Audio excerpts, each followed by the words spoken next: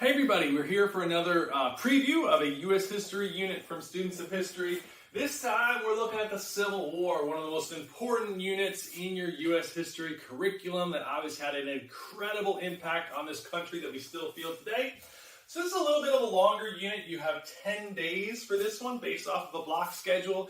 If you teach a slightly a different schedule, let's say 45-minute or daily classes, that could be 20 classes or so almost a month you might spend on this conflict, but these are all editable, so if you have more or less time, that's certainly something that you can do with these lesson plans.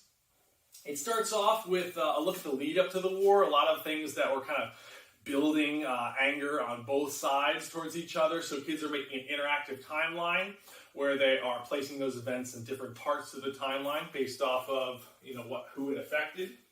Before day 2, we look at the secession. So Abraham Lincoln is elected. Southern states start to secede from the Union. So this lesson has kids analyzing primary sources and some of those secession statements from Mississippi and some of the other states to see why they seceded from the Union.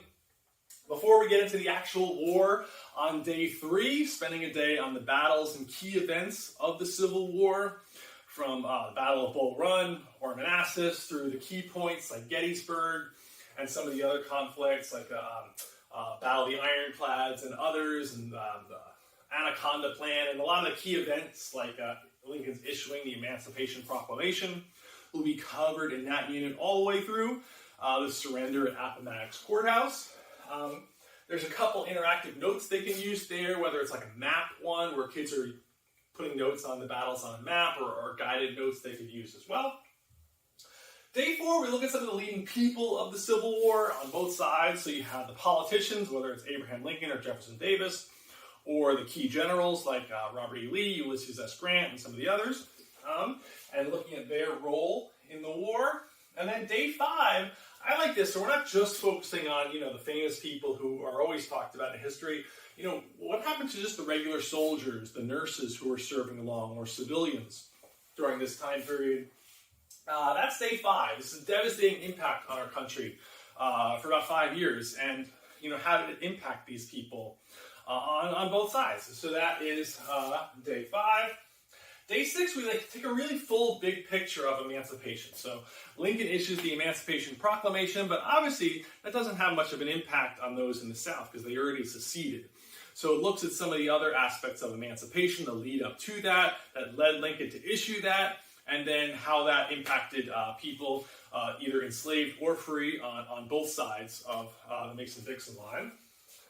Then I want to spend a day looking at Abraham Lincoln, his not just the Emancipation Proclamation, but some of his key speeches, whether it's his famous address at Gettysburg, or in addition to his speeches when he accepts the presidency. You have some incredible words. He's such an incredible, charismatic speaker, and his words still carry so much of an impact today. So kids are going to be analyzing sources through primary sources either at stations or at their tables, analyzing his speeches and his words and his writings. There on day 7, we spent a day looking at the surrender. I also love showing the movie Glory. You might not have time for a film, but that's okay. There's clips you can show, or you can spend more time reviewing the people, events, and key battles of the Civil War. Got lots of review activities for you, review games. There's a vocabulary review. There's a thorough unit guide packet that you can use there as well. Before moving on to the assessment, there's a few options there for you as well. You have one that you can give students first time around, then another one for retakes for absent students. There's a Google Forms version that kids can use if you want to have them taking their tests online. Before you finish off with the Distance Learning Hub, there's a whole bunch of distance learning resources that are still there for you, even though you might not be using distance learning anymore. You might want all your virtual materials in one spot, all those Google Docs and Google Slides, if you are teaching students in a virtual setting. This is a really thorough unit. As you can see, there's a lot going on here. There's so much for you can use. It's a great resource, so you're not stressing about what you're going to do each day or how to pace out your unit. It's all done for you.